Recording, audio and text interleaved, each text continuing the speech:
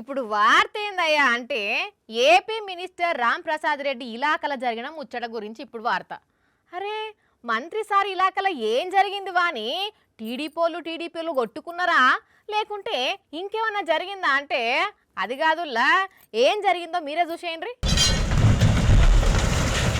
ఓర్ని కథ సల్లగుండా ఇదెక్కడ అన్యాలము మంచిగున్న బండిని గట్ల తుక్కు తుక్కు చేసిర్రు.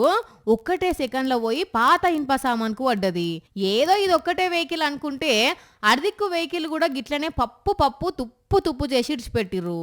అసలు ఇవేంటి యాడికెళ్ళి తెచ్చిర్రంటే 6 నెలల కింద అన్నమయ్య జిల్లా రాయచోటి గవర్నమెంట్ దవాఖాన నుంచి మాయమైన 104 వెహికల్ అట. మరి ఎవరి అనుమతి తీసుకున్నారో లేకుంటే పాత ఇనుప సామానుకు అమ్ముకోవాలని ఫిక్స్ అయ్యి ఈడికి తెచ్చిర్రో తెలియదు గాని తీసుకొచ్చి డంపింగ్ యార్డ్లు వేస్తే ఈ గోగిట్ల నష్టం అయినాయి. ఇంకా దీంట్లో ట్విస్ట్ ఏందంటే జిల్లా పెద్ద వైద్య శాఖ అధికారి ఇవి పోయినాయి అని కూడా ఫిర్యాదు చేసిండట.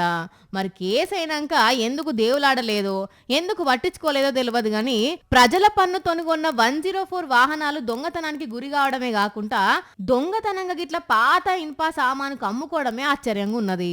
మరి ఈ ముచ్చట మంత్రి రామ్ ప్రసాద్ రెడ్డి గారికి తెలిసిందో లేదో, తెలిస్తే ఏమంటారో గాని సోషల్ మీడియాలో ఈ ముచ్చట వైరల్ అవ్వడమే కాకుండా మస్తు మీములు పడుతున్నాయి.